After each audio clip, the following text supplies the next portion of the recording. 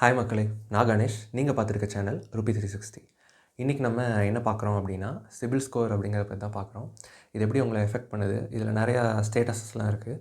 So அதில் இருக்க நுவான்சஸ்லாம் நம்ம என்ன அப்படிங்கிறத பார்க்கலாம். அதுக்கு முன்னாடி நம்ம கிரெடிட் ஸ்கோர் அப்படின்னு என்னென்னு பார்க்கணும்.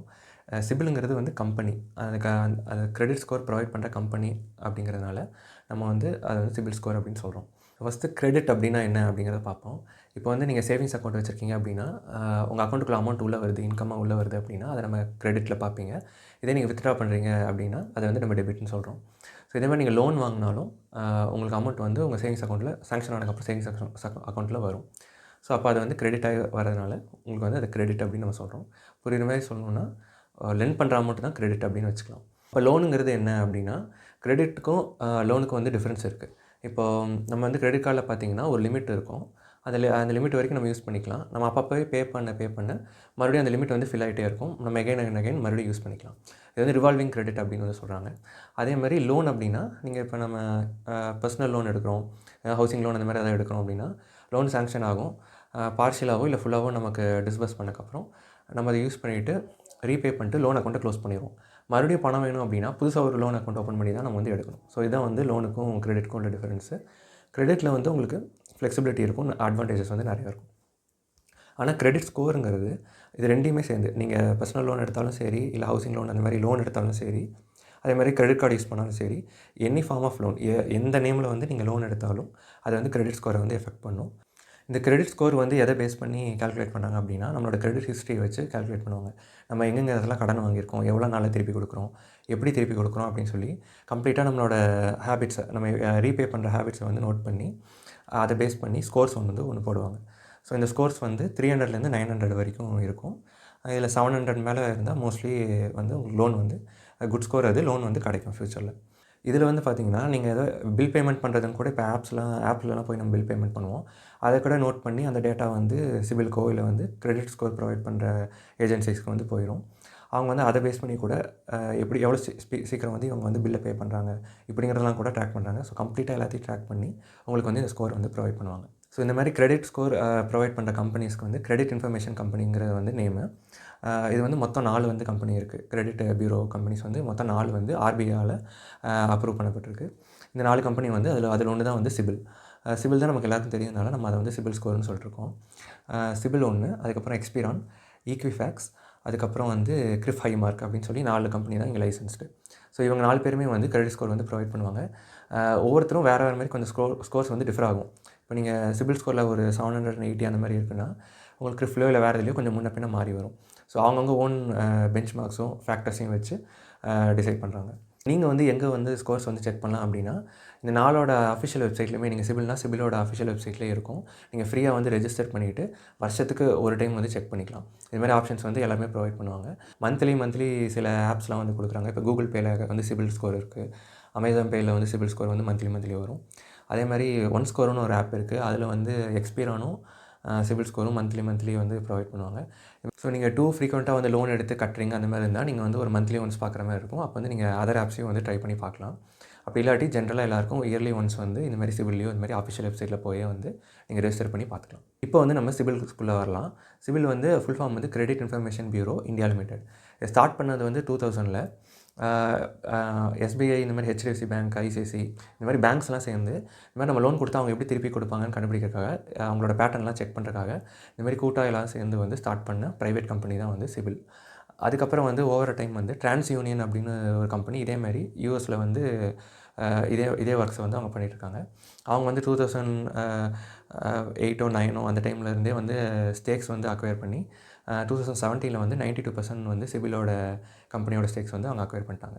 ஸோ அதுக்கப்புறம் வந்து டிரான்ஸ் யூனியன் சிபிலாக வந்து இப்போ அது வந்து இருக்குது. இப்போ வந்து எந்தெந்த விஷயம்லாம் வந்து இந்த சிபில் ஸ்கோர் அஃபெக்ட் பண்ணுது அப்படிங்கிறத வந்து பார்க்கலாம். சிபில் ஸ்கோரில் வந்து ஸ்டேட்டஸஸ்ன்னு சிலது வரும்.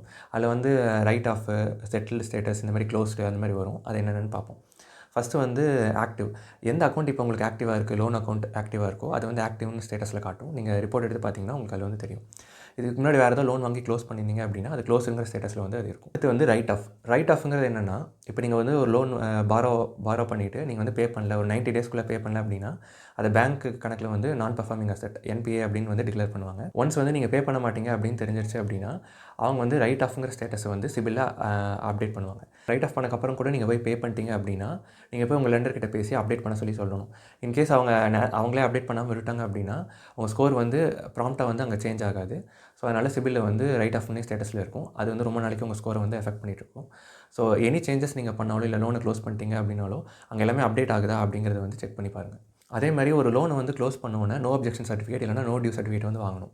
அது வாங்குறது தான் நமக்கு ப்ரூஃப். லோன் வந்து க்ளோஸ் பண்ணியிருக்கோம் அப்படிங்கிறதுக்கு நமக்கு அக்னாலஜ்மெண்ட் ஸ்லிப் மாதிரின்னு வச்சுக்கோங்க. அது வந்து நமக்கு தரது தான் நமக்கு ப்ரூஃப். இன்கேஸ் அதை வந்து பேங்க்கில் அந்த லெண்டர் வந்து சிபிலில் வந்து அப்டேட் பண்ணல, நீங்கள் வந்து செக் பண்ணீங்க, அதை அப்டேட் பண்ணல அப்படின்னா நீங்கள் வந்து அப்டேட் பண்ண சொல்லி கேட்கலாம். அப்படி இல்லாட்டி இதுதான் உங்கள் ப்ரூஃப், நீங்கள் வந்து கம்ப்ளைண்ட் வந்து ரைஸ் பண்ணலாம். நெக்ஸ்ட் வந்து செட்டில்டு வந்து என்ன அப்படின்னா, பார்ஷியலாக அமௌண்ட் பே பண்ணிட்டாங்க. அதுக்கப்புறம் ஏதோ ரொம்ப முடியல, பே பண்ண முடியல, ஏதாவது ஆக்சிடென்ட் ஆயிடுச்சு, ஏதோ வந்து இல்லைனா ஜாப் போயிடுச்சு, அந்த மாதிரி ஏதாவது இருக்குன்னா நீங்கள் போய் உங்கள் லெண்டர் கிட்ட பேசிவிட்டு அவங்க வந்து இப்போ 1 லேக் நீங்கள் லோன் வாங்கியிருக்கீங்க அப்படின்னா, உங்களால் 70,000 தான் பே பண்ண முடியுது, ரொம்ப நாள் ஆயிடுச்சு அப்படின்னா, நீங்கள் பே பண்ணிட்டு ரிமைனிங் 30,000 வந்து பேங்க் வந்து ரைட் ஆஃப் பண்ணிடுவாங்க. ரைட் ஆஃப் பண்ணிட்டு சிபில் ஸ்டேட்டஸில் வந்து பேங்க் வந்து செட்டில்டு அப்படின்னு சொல்லி அங்கே வந்து அப்டேட் பண்ணிடுவாங்க. இப்போ நீங்கள் சிபில் ஸ்கோர் செக் பண்ணிங்க அப்படின்னா அங்கே செட்டில்டு காட்டும். இந்த செட்டில்டு ஸ்கோருமே வந்து எல்லா ஃப்யூச்சரில் நீங்கள் லோன் வாங்க போகும்போது மித்த பேங்க்ஸ்க்கு தெரியும் செட்டில்டுனா பார்ஷியல் அமௌண்ட் வந்து ரைட் ஆஃப் பண்ணியிருக்காங்க அப்படின்னு தெரியும். ஸோ அதனால் செட்டில்டு ஸ்டேட்டஸும் வந்து சிபில் ஸ்கோரை எஃபெக்ட் பண்ணும். நெக்ஸ்ட் வந்து கிரெடிட் என்கொயரி. கிரெடிட் என்கொயரியில் வந்து 2 டைப்பு. ஒன்று வந்து சாஃப்ட், இன்னொன்று வந்து ஹார்ட் என்கொயரி அப்படின்னு. இப்போ நம்ம போய் நம்ம ஸ்கோரை செக் பண்ணுறது இருக்கு இல்லையா, அது வந்து சாஃப்ட் என்கொயரி. அது பண்ணுறதுனால ஸ்கோர் வந்து எஃபெக்ட் ஆகாது. ஹார்ட் என்கொயரினா இப்போ நீங்கள் வந்து ஒரு பர்சனல் லோன் எடுக்கிறீங்க அப்படின்னா, இல்லை ஹவுசிங் லோன் மேலே எடுக்கிறீங்கன்னா, பேங்க்ஸ் வந்து உங்கள் இதை வந்து செக் பண்ணுவாங்க. அப்போ அவங்க பண்ணுறது வந்து ஹார்ட் என்கொயரியாக இருக்கும். ஸோ அப்போ வந்து உங்கள் சிபில் ஸ்கோர் வந்து கொஞ்சம் குறையும். இல்லை அதான் நம்ம நியூ லோன் ஆட் பண்ணும்போதோ, இல்லை ஒரு கிரெடிட் கார்டு ஆட் பண்ணும்போதோ, இல்லை வந்து க்ளோஸ் பண்ணும்போதோ வந்து நம்மளோட சிபில் ஸ்கோர் வந்து எஃபெக்ட் ஆகும். அதே மாதிரி ஃப்ரீக்வெண்ட்டாக வந்து லோன் எடுத்துகிட்டே இருக்கீங்க, ஒரு லோன் எடுக்கிறீங்க, மறுபடியும் உடனே அடுத்தடுத்து லோன் எடுக்கிறீங்க அப்படின்னா, ஹார்ட் என்கொயரி வந்து லெண்டர்ஸ் வந்து பண்ணுவாங்க. ஸோ அதனால் அப்பயும் உங்கள் ஸ்கோர் வந்து எஃபெக்ட் ஆகும். நெக்ஸ்ட் வந்து கிரெடிட் யூட்டிலைசேஷன் ரேஷியோ அப்படின்னு ஒன்று இருக்குது.